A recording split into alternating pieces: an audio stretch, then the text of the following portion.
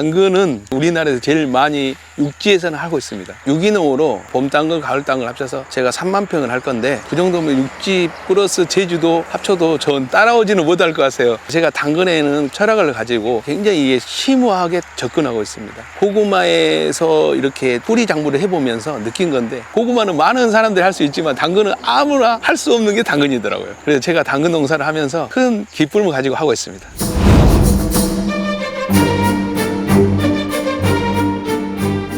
무안에서 당근 농사를 짓고 있는 농바름 대표 강행원입니다. 지금 총 합이 14만 평 하고 있는데 그중에 고구마가 12만 평 하고 있고요. 나머지 2만 평은 채소를 하고 있는데 친환경으로 인증되어 있는 것이 열 몇 품목이 될 겁니다. 노지에서 할 수 있는 웬만한 것들은 다 제가 하고 있다고 생각하시면 됩니다. 당근은 지금 올해 봄 재배를 10,000평쯤 했습니다. 지금 친환경 유기농으로 당근을 하고 있는데 지금 수확 중인데요. 올해 그렇게 수확이 좋지 않습니다. 올해는 너무 빨리 장마가 찾아왔는데 당근이라는 게 봄에 뜨겁고 비가 오면 아래서부터 이렇게 썩어 들어가더라고요. 건강했을 때는 좀 더 나은데 점점 비가 오면 애들이 힘을 잃더라고요. 그러면서 밑에부터 아예 다 썩어서 수확이 안 되는 봄 당근은 그런 게 많이 나오더라고요. 봄 당근과 가을 당근 어떤 차이가 있나요? 봄 당근은 가을 당근에 비해서 조금 그래 향이나 맛이나 좀 덜 하더라고요. 가을 당근은 향도 좋고 당도 더 좋고 그러는데 그 이유는 봄에는 계속 따뜻해지고 가을 당근은 계속 추워져서 밤낮 기온이 확확 나면서 가을 당근은 더 맛있고 봄 당근은 가을보다는 못하고 그러더라고요.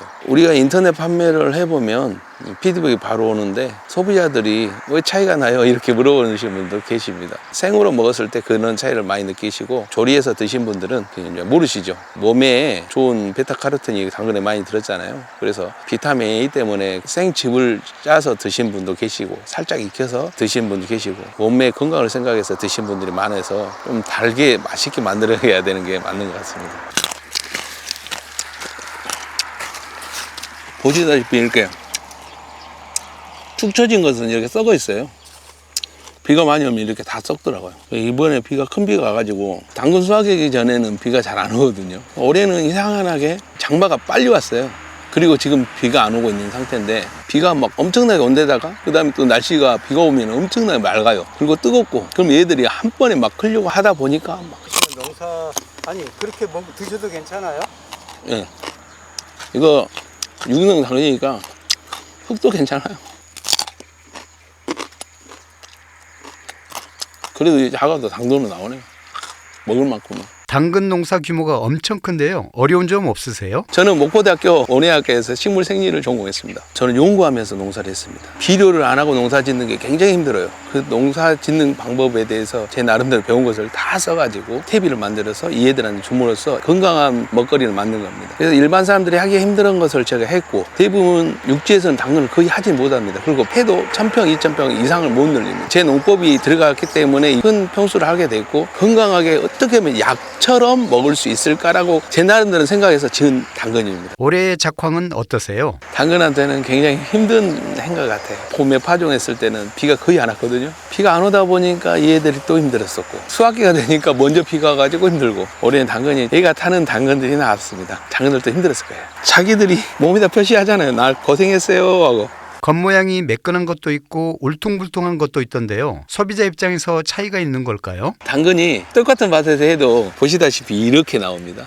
이게 좀 못생겼잖아요. 뭐 이렇게 우들투들하고. 근데 영양분을 많이 먹으려고 뿌리를 많이 내리려고 했어요. 자기가 영양분이 부족하니까 이렇게 한 것 같아요. 근데 진짜 좀 더 잘생긴 매끈한 당근들이 좀 보여요. 얘는 보면은 좀 더 매끈해서 소비자가 금방 선택하겠죠. 근데 얘는 조금 울퉁불퉁하고 못생겨서 소비자가 좀 덜 선택할 수도 있겠는데 제가 느꼈을 때는 얘가 막 뿌리를 막 내리려고 했어요. 그래서 이렇게 울퉁불퉁하는데 조금 흠이 있고 조금 삐뚤어지고 좀 안 이쁘더라도 내 몸을 생각해서 믿고 친환경을 드시는 게 좋을 것 같습니다. 간혹 당근이 갈라진 것도 보이던데 왜 그런 건가요? 비가 안 오다가 비가 쫙 오면 이 당근이 물을 팍 흡수합니다. 갑자기 크니까 터져요. 이렇게 터지는데 친환경 유기농 밭에서는 질소가 많이 없기 때문에 이런 확률은 많이는 없지만 일반 질소가 높은 밭은 다 터진다고 봐야 돼요. 그래서 봄에 아예 안 돼요. 그래서 우리 밭이 친환경으로 이렇게 농사를 하다 보니까 비료를 조금 하다 보니까 이렇게 터지는 것은 별로 없더라고요. 유기농 당근이라고 하면 좀 귀하다는 인식이 있는데 시중에서 쉽게 살 수 있을까요?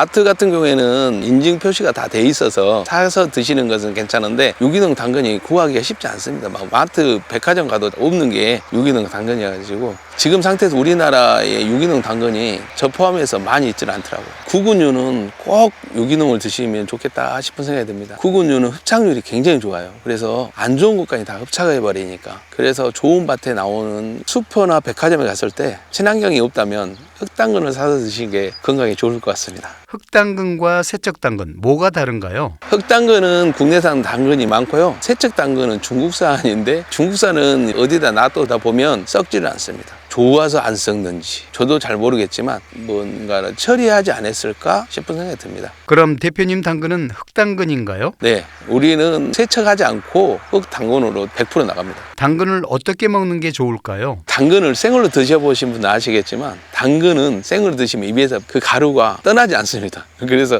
제가 봤을 때 대장이 좋은 것은 생으로 드시는 게 더 좋을 것 같고 살짝 데폈을 때 우리 몸에 흡수하는 데 가장 좋다고 하거든요. 이렇게 이론적으로 나와 있는데 저는 고구마도 그렇지만 당근은 껍질째 드시는 것이 가장 영양분 풍부하게 드신다고 생각합니다. 사과와 당근을 갈아서 드시면 변비는 그냥 없어진다고 드신 분들은 그러시더라고요. 근데 저는 제가 고구마도 센 걸 좋아하고 당근도 센 걸 좋아해서 우리는 변에 대해서는 생각해 본 적이 별로 없어서 제가 직접 체험해 본 것은 변과 그다음 눈에 좋다는 거. 이것은 제가 확실합니다. 대표님 농사에는 특별한 농법이 있다고 들었는데요. 몇 년 전부터 연구하는 건데 제 나름대로 미생물로 해가지고 키웠을 때 다른 사람들은 이 정도 비 오면 다 썩어요. 아예 없어. 뽑으면 다 썩어 있어요. 근데 우리 당근은 그래도 절반 이상은 안 썩었더라고.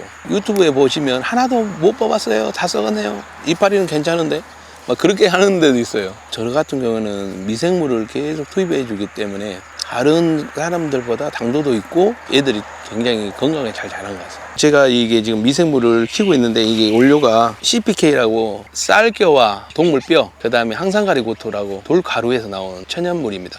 이걸 주면서 제가 느낀 것이 야, 이걸 통해서 비료를 하지 않고도 농사가 되는구나. 그걸 많이 느꼈습니다. 이걸 함으로써 당근도 당도도 올라가고 고구마도 이걸 해주면 당도가 확실히 올라갑니다. 얘는 지금 뭘 넣어놨냐면 구아노라고 해가지고 바다새, 해, 똥을 이렇게 이제 우려내서 쓸 수 있는데 얘는 또 질소가 많이 들었거든요. 그래서 질소가 필요한 부분은 얘를 떠서 쓰고 이 두 가지를 통해서 농사를 짓는데 지금까지는 그렇게 비료분이 많이 부족해 본 적이 없어요. 해수농법도 하시는 건가요? 당근하고는 제가 직접적으로 연구를 해보지 않았는데 고구마하고는 해봤습니다. 바닷물을 줘가지고 해봤더니 당도가 올라가는데 어떻게 올라가냐면 짠맛이 조금 느껴지면서 단맛이 나요. 콩물국수 먹을 때 소금을 넣고 설탕도 넣고 하잖아요. 그런 것처럼 상당히 단맛이 많이 나더라고요. 근데 해풍을 먹고 있는 작물들 보면 대부분이 맛이 당도가 상당히 좋더라고요. 그래서 제가 해수농법을 고구마에는 지금도 하고 있는데 당근은 지금까지 제가 해수까지 뿌려보진 않았어요. 고구마에는 뿌려봤지만. 무안 농산물들이 유명한 이유가 있을까요? 우리 무안 지역이 해안선이 287km예요. 거의 300km 되거든요. 그래서 무안에 있는 모든 농작물은 바다에서 직선으로 3km가 안 떨어져 있어요. 그게 이제 무안의 가장 강점인데 양파나 마늘, 무, 당근, 고구마 이렇게 뿌리식물들이 해풍을 맞으면 신기하게도 잘 자라면서 당도가 확 올라가는. 무안은 바람이 엄청 세게 불어요. 바다가 물이 들으면 바람이 엄청 세게 불면서 바닷바람이 이리 날아와요. 지금 끄급하고 있는 이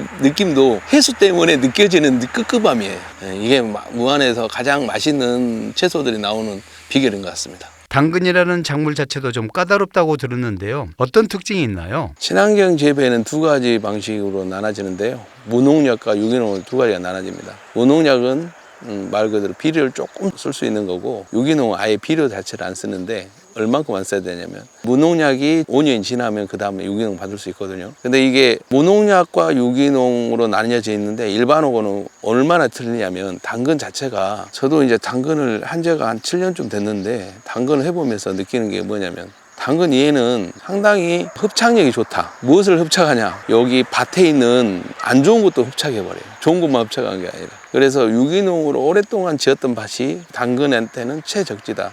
제가 해보니까 어떤 밭들은 우리가 쓰지도 않았던 옛날에 그 수십 년 전에 썼던 농약도 나올 수 있어요. 이 당근은.